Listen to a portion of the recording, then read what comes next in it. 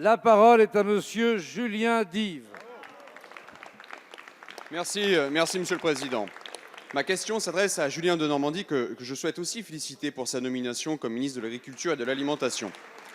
Monsieur le ministre, pouvez-vous nous confirmer que c'est bien l'ingénieur agronome qui fixera la doctrine de la politique agricole nationale et non le dogmatisme rampant qui, à tort, a nourri jusqu'à aujourd'hui l'agribashing et qui figure déjà sur ces bancs? Pour vous amener à répondre, je vous propose de vous engager sur un sujet d'actualité sur lequel le président de la République a lui-même voulu prendre date: l'interdiction du glyphosate en France. Ce sujet épineux provoque un double émoi dans notre société.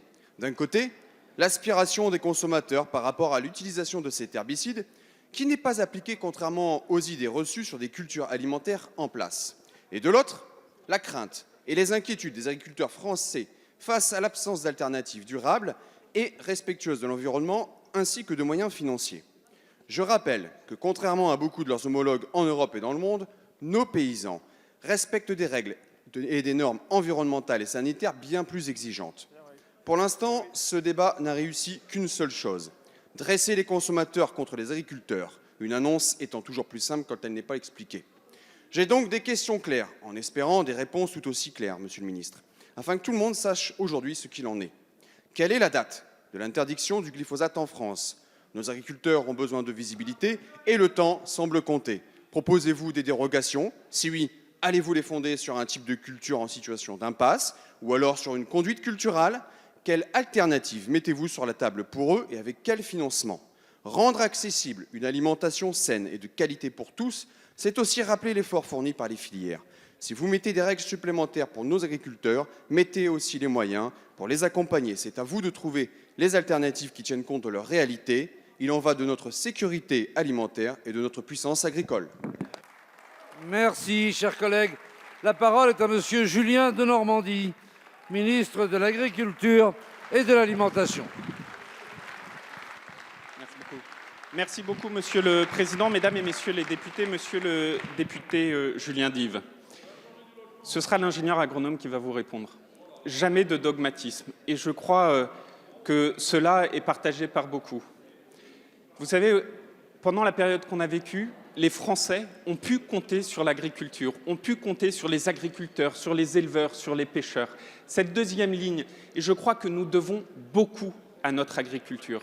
Nous leur devons beaucoup parce qu'ils ont tenu. Nous leur devons beaucoup parce que c'est une part de notre identité. Nous leur devons beaucoup parce que c'est un formidable secteur d'activité économique. Et nous leur devons beaucoup également dans l'accompagnement face aux défis techniques, technologiques et aux défis écologiques, comme la transition avec les produits phytosanitaires. Alors, s'agissant de votre question, je vais être très clair. La première question, c'est sur l'objectif de sortie du glyphosate. Le président de la République a été très clair là-dessus. Il a fixé des objectifs temporels en disant que ces objectifs temporels devaient s'appliquer au regard également des produits de substitution, parce que l'accompagnement de nos agriculteurs, il est absolument indispensable. Le deuxième, c'est que nous le ferons avec méthode. Et je peux vous dire que cette méthode, à mes yeux, elle est absolument essentielle. Cette mobilisation d'accompagnement de mon ministère, du ministère de l'écologie, des agences, de l'ensemble des acteurs et des parlementaires qui sont énormément mobilisés sur la question. Et puis le troisième élément, et je m'engage dessus, c'est la transparence. Et cette transparence, je sais, monsieur le député, que vous l'appelez de vos vœux. On a, par exemple, avec la majorité présidentielle, demandé un recensement. Près d'un tiers, on rendra les résultats publics très prochainement. Près d'un tiers des exploitations sont déjà sorties du glyphosate. Un autre tiers sont en train de sortir du glyphosate. Et tous ces résultats, nous les rendrons publics pour montrer l'évolution, y compris sur les achats. Objectif maintenu, Merci, transparence et méthode, ce sera ça la ligne. La parole est à monsieur